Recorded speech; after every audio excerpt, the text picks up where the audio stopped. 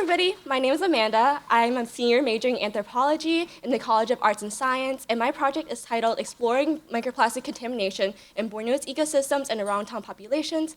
My advisor was a lovely Professor Knott.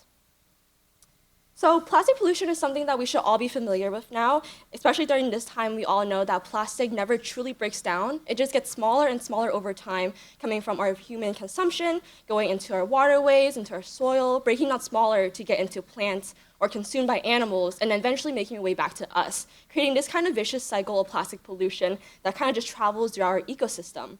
Though we don't really know too many of the unknown long-term impacts, there are reported adverse effects of microplastics with feeding disruptions in animals, as well as reproductive impairments, as well as changes in their metabolism.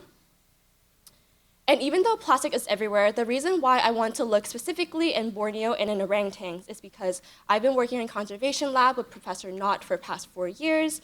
She is not just a professor here, but also the director and founder of Gunung Palung Orangutan Project, located in Gunung Palung National Park in Borneo, Indonesia.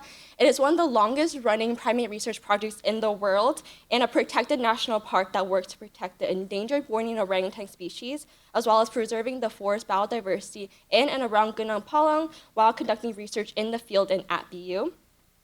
And the reason why I want to look into orangutan specifically is because they're not just a keystone species, they're also a really good indicator of the forest biodiversity, as they're the world's largest seed dispersers, meaning that they really help contribute to the distribution of seeds and planting of the trees in the forest, as you see here.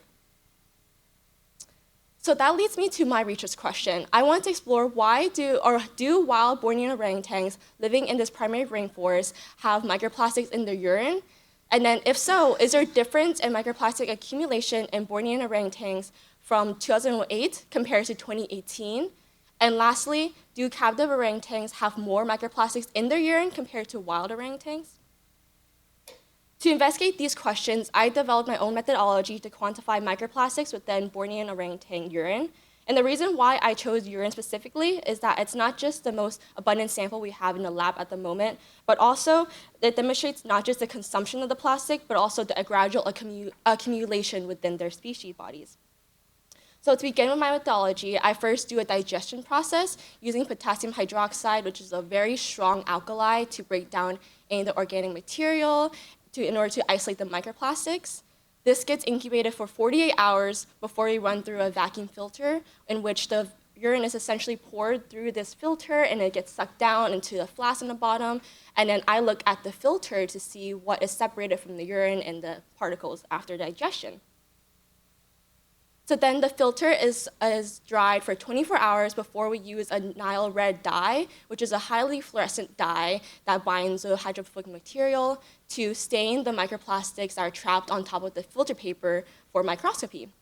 And with this dye, it really allows the microplastics to really highlight and glow in front of the background, so it makes visual examination and counting of the microplastics really simple and really efficient. But what I learned throughout this project is that plastic is ultimately everywhere. It's especially evident within the scientific field when we see a lot of materials such as plastic pipettes, as well as even pipette tips, plastic test tubes. And even when they're not actually made out of plastic, they're often stored in plastic materials such as bags during shipment and during everything else. So it's kind of really clear that plastic is kind of the standard in the scientific field, unfortunately, due to its material costs as well as sanitary reasons. And because of this, to make sure that my results were only showing the results from the urine, I essentially had to replicate the urine collection process from the field directly inside the lab.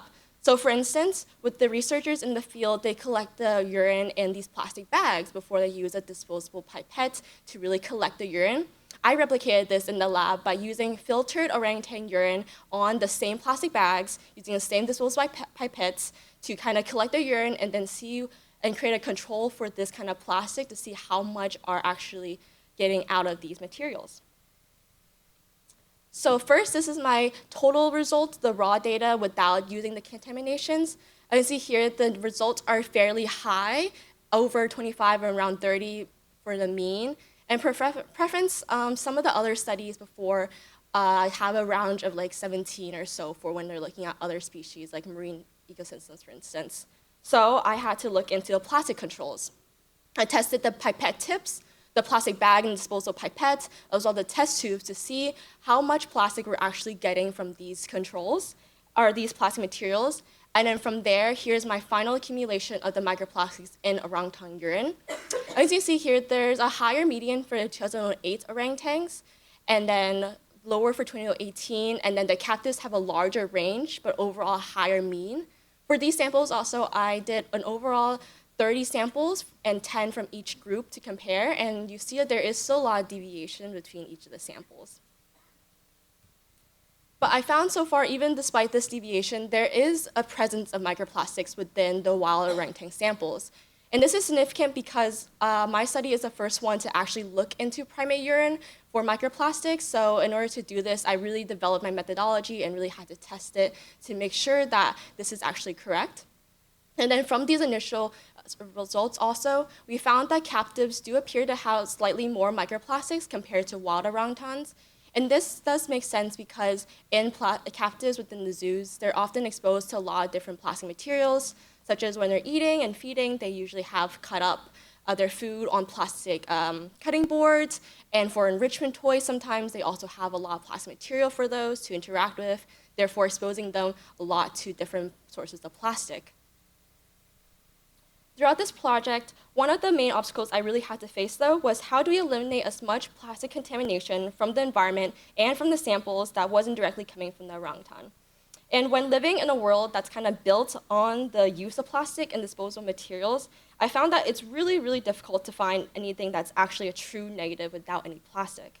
And while I try to account for as much plastic contamination within the samples as possible, ultimately, it is difficult to truly state that my results are from the orangutan urine and not just from some of the materials used during the sampling or storage. So therefore, my next steps will be collecting new samples in the field with little to no plastic contamination. This means collecting more urine with the intention for this project, as well as using only glass materials to ensure that our next samples will be really secure as well as really clean, as well as getting a larger sample size overall to get more clarity over these initial results and seeing how the spread of data will really turn out with more samples. In addition to this, I think that my project will be used in future studies as well in Gunung Palem as we continue to collect more orangutan urine and be able to be recreated in other regions for other primate species as well. And that is what I consider my accomplishment with my Keystone project. Thank you. And my knowledge, of course.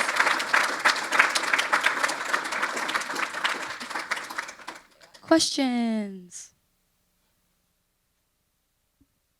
Great job, Amanda. How does the lab smell? I did smell a lot of urine, unfortunately, for many hours. But yeah, not great.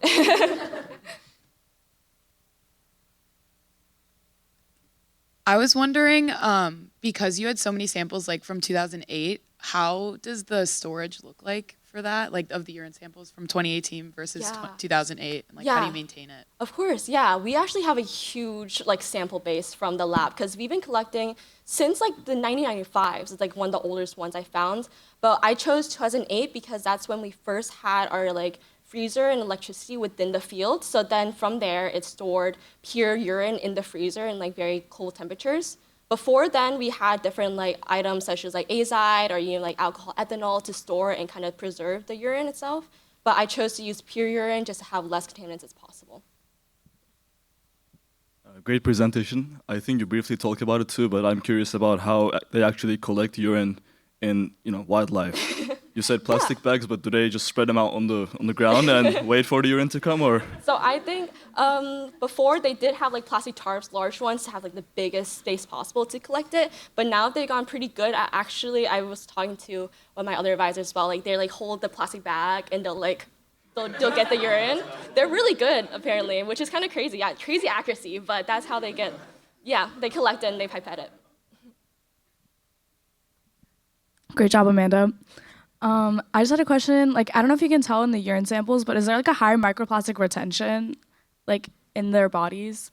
Yeah, that's also something that isn't really studied too much. So honestly, we're not too positive yet because there hasn't been longitudinal studies on microplastics within the body.